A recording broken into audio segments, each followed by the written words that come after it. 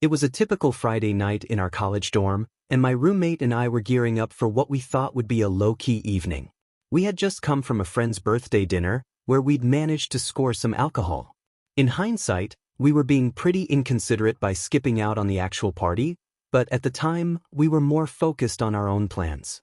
We invited another friend to join us, a guy who had been nursing a massive crush on my roommate for weeks. I hadn't thought much of it at the time, figuring it was just harmless flirting. Little did I know how the night would unfold. As we settled into our small dorm room, the three of us started drinking and chatting. The atmosphere was relaxed and jovial, with music playing softly in the background and the warm glow of our string lights casting a cozy ambience. I was perched on my bed, laptop open, scrolling through social media and occasionally chiming in on the conversation.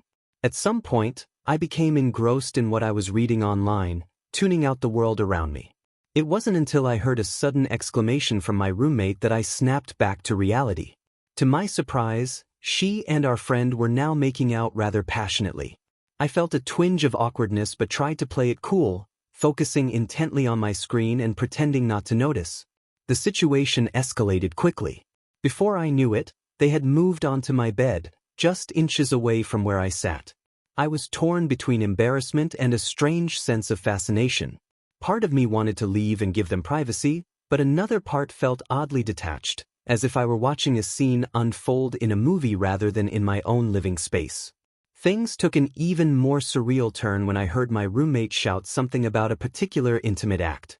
In a moment of sheer absurdity, I found myself cheering them on, as if I were a spectator at a sporting event rather than a reluctant witness to my friend's hookup. The night continued in this bizarre fashion, with me attempting to ignore the increasingly heated situation unfolding beside me. At some point, overcome by a mixture of alcohol and exhaustion, I decided to call it a night and fell into a deep sleep. When I woke the next morning, I was greeted by a scene of utter chaos. Our friend was asleep in my roommate's bed, shirtless and disheveled. My roommate was sprawled across her own bed, noticeably missing her underwear. But the most shocking sight was the state of our room. A brand new jar of Nutella, which we had bought just days before, had been opened and its contents smeared across nearly every surface. The rich, chocolatey spread covered the bedsheets, the floor, and even parts of the walls. Mixed in with the Nutella were crushed Cocoa Puffs, creating a bizarre, crunchy texture that somehow made the mess even more surreal. As I sat there, trying to process the scene before me, our friend stirred and quickly realized the awkwardness of the situation. He hurriedly gathered his things and made a beeline for the door, leaving without a word.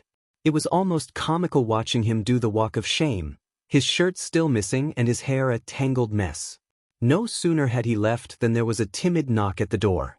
To my amazement, it was him again, sheepishly asking if he could have some water and a piece of gum. I obliged, trying to keep a straight face as I handed him the requested items. As he walked away for the second time, I couldn't help but shake my head in disbelief at the absurdity of the entire situation. With our unexpected guest gone, I turned my attention to the monumental cleanup task ahead of me. My roommate, now awake but clearly hungover, was in no state to help.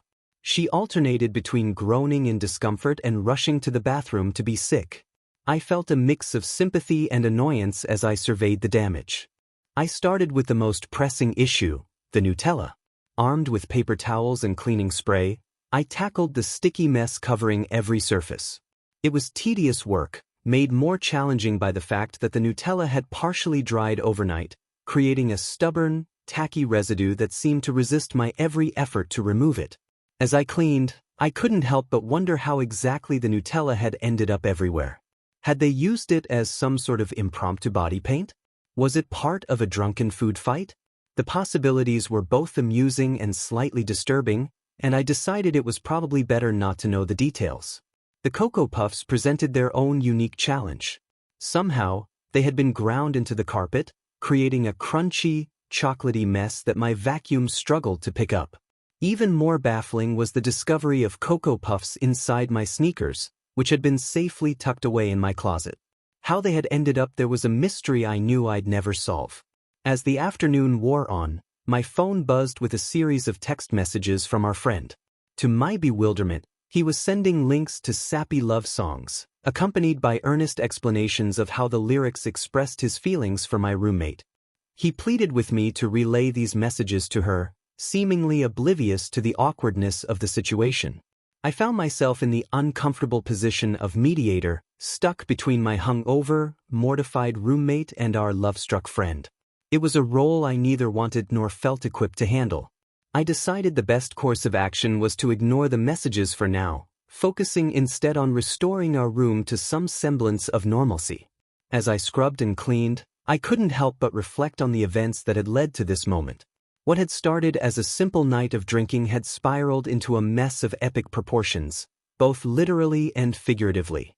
I felt a mix of emotions, amusement at the sheer ridiculousness of it all, annoyance at being left to clean up a mess I hadn't created, and a touch of concern for the complicated situation that had developed between my roommate and our friend. By the time I finished cleaning, the sun was setting, casting long shadows across our now Nutella-free room. My roommate had finally emerged from her hangover haze, looking sheepish and apologetic. We exchanged glances, a silent agreement passing between us that this night would never be spoken of again. In the days and weeks that followed, we carefully avoided any mention of that fateful Friday night. Our friends' texts eventually tapered off, and things slowly returned to normal. But every time I saw a jar of Nutella or a box of Cocoa Puffs, I couldn't help but smirk, remembering the wild night that had forever changed my perception of these innocent snacks. Looking back now, years later, I can laugh at the absurdity of it all. That night has become a legendary story among our friend group, albeit one that we only discuss in hushed tones and with a mix of embarrassment and amusement. It serves as a reminder of the crazy, unpredictable nature of college life, and the bizarre situations we sometimes find ourselves in. In the end, while I wouldn't want to relive that night of cleaning up after my friend's Nutella-fueled escapades, it's become a cherished memory, a testament to the weird and wonderful experiences that shape our college years. And if nothing else, it taught me a valuable lesson: always keep the Nutellas safely locked away on party nights.